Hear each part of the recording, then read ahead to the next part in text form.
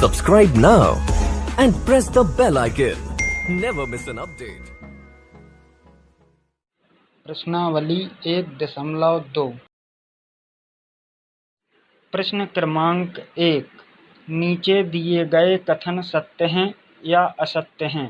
कारण के साथ अपने उत्तर दीजिए।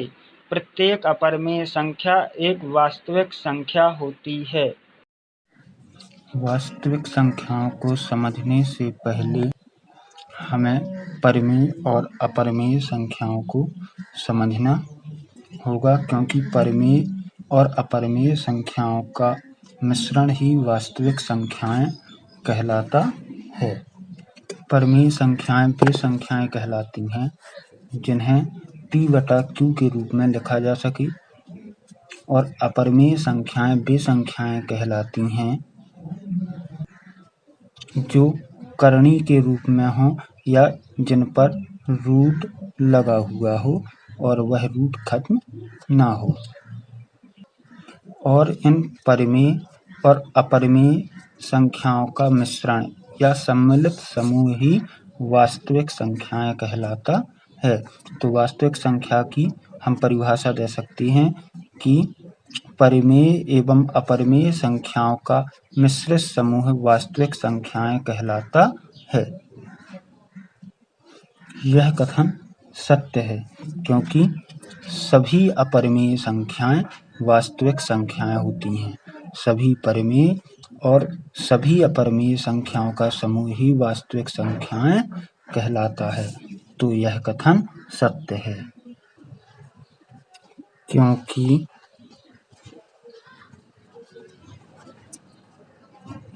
वास्तविक संख्याओं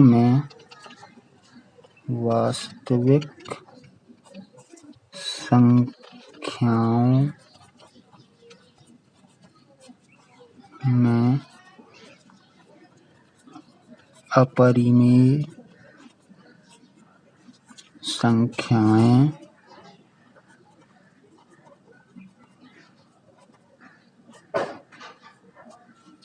भी होती हैं।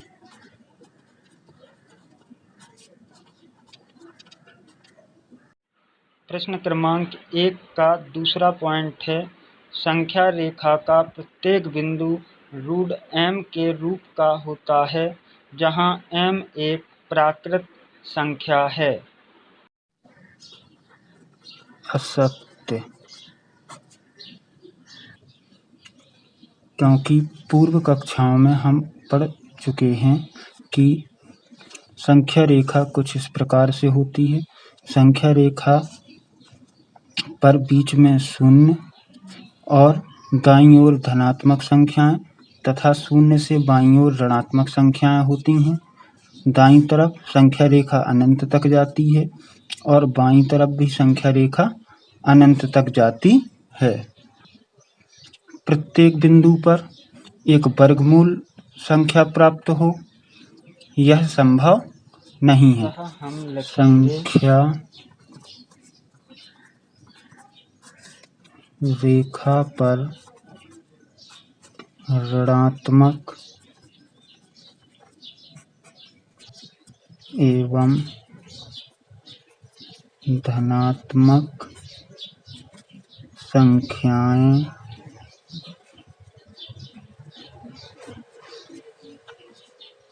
होती हैं,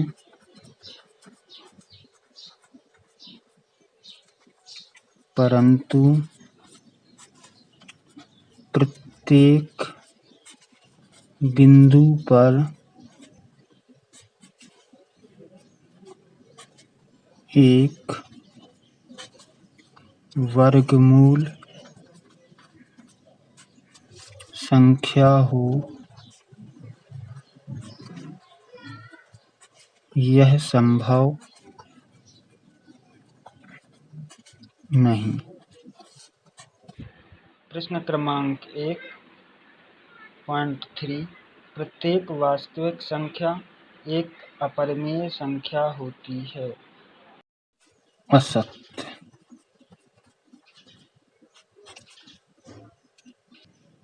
क्योंकि हमने अभी पढ़ा था कि परिमेय और अपरिमेय संख्याओं का समूह ही वास्तविक संख्याएं कहलाता है। इसमें कुछ परिमेय संख्याएं भी होती हैं और अपरिमेय, इन दोनों का समूह ही वास्तविक संख्याएं कहलाता है। क्योंकि वास्तविक संख्याओं के समूह में परिमेय एवं अपरिमेय दोनों संख्याएं होती हैं। केवल अपरिमेय संख्याएं नहीं होती हैं। प्रश्न क्रमांक 2, क्या सभी धनात्मक पूर्णांक संख्याओं के वर्गमूल अपरिमेय होते हैं? यदि नहीं, तो एक ऐसी संख्या के वर्गमूल का उदाहरण दीजिए जो एक परिमेय संख्या है। सभी धनात्मक संख्याओं के वर्गमूल अपरिमेय नहीं होते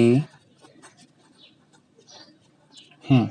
हम धनात्मक पूर्णांक 1, 2, 3, 4 और 5 का उदाहरण देखते हैं। जैसे 1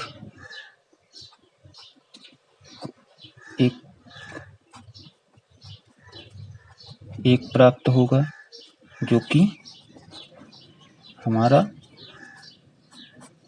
परिमेय है। इसी प्रकार से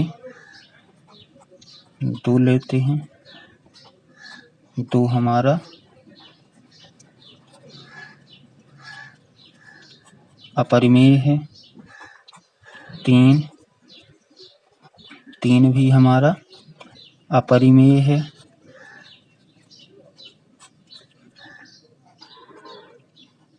4 2 गुणा 2 2 परिमेय है और 5 ही प्राप्त होगा और यह अपरिमेय है। इन उदाहरणों में हम देखते हैं कि 1 और 4 का वर्गमूल 1 और 2 है। ये दोनों परिमेय हैं। 2, 3 और करणी 5 हमारे अपरिमेय हैं। प्रश्न क्रमांक 3, दिखाइए कि संख्या रेखा पर √5 को किस प्रकार निरूपित किया जा सकता है। सबसे पहले हम संख्या रेखा बनाएंगे, फिर संख्या रेखा पर स्केल की सहायता से करनी या √5 के भीतर जो अंक 5 है उतने सेंटीमीटर का रेखाखंड खींचते हैं। तो चलिए 5 सेंटीमीटर का एक रेखाखंड खींचते हैं। थोड़ा स्पेस देके अपना रेखाखंड खींचेंगे 5 सेंटीमीटर। स्केल की सहायता से हम एक संख्या रेखा बनाते हैं। यहाँ तीर लगा देते हैं। बराबर दूरी पर बीचों बीच हम यहाँ पे 0 ले लेंगे और दाईं तरफ 1-1 सेंटीमीटर की दूरी पर धनात्मक संख्याएं लेंगे और बाईं तरफ 1-1 सेंटीमीटर की दूरी पर हम ऋणात्मक संख्याएं लेते हैं। ऋणात्मक संख्याओं की आवश्यकता नहीं है। ऋणात्मक संख्या रेखा ना बनाना हो तो धनात्मक से ही हमारा काम हो जाएगा। यहाँ हम 0, 1, 2, 3, 4, 5 और ये 6, -1, -2, -3, -4 पर हम ए मान लेंगे 5 सेंटीमीटर। संख्या रेखा पर जहाँ 5 है वहाँ हम बी मान लेते हैं और उससे 1 एकक अधिक अर्थात 1 सेंटीमीटर अधिक दूरी पर हम सी मान लेते हैं। अब AC का मध्य बिंदु प्राप्त करने के लिए हम इसका AC का लंबार्धक खींचते हैं। ध्यान रखें, लंबार्धक A और C की बीच की दूरी का खींचना है, AB का नहीं।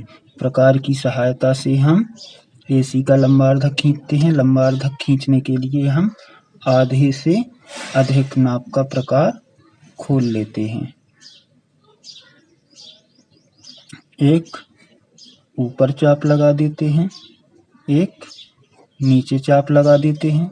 अब C पर रखते हैं पुनः प्रकार को और C से भी एक ऊपर चाप और एक नीचे चाप लगा के क्रॉस करते हैं पहले वाले चाप को। अगर हमारा नहीं काटता है तो दोबारा हम चाप लगाएंगे और अब दोनों चापों ने जहाँ काटा है वहाँ हम बिंदी रख देते हैं और स्केल की सहायता से इन दोनों बिंदुओं को मिला देते हैं। ऊपर हम P और नीचे हम Q मान लेते हैं। AC रेखाखंड को PQ ने जहाँ काटा वहाँ हम बिंदु O मान लेते हैं। अब पुनः प्रकार की सहायता से OA या O से A या O से C का चाप खोलकर अर्धवृत्त बनाएंगे। मैं O से C का त्रिज्या लेकर अर्धवृत्त बना दिया। अब हम B से अपने अर्धवृत्त को मिला देंगे। मिला दिया। प्राप्त बिंदु को D नाम दे दिया। B से D की जो दूरी प्राप्त हुई है वही हमारी √5 को प्रदर्शित करेगी। या BD त्रिज्या लेकर हम संख्या रेखा की तरफ अपने प्रकार को घुमाएंगे, चाप लगाएंगे और संख्या रेखा पर जहाँ काटेगा वहाँ एक अगला नाम दे देंगे E। अब B से E की जो दूरी प्राप्त हुई है संख्या रेखा पर वह √5 को प्रदर्शित करेगी। और इसी के साथ हमारी प्रश्नावली कंप्लीट होती है।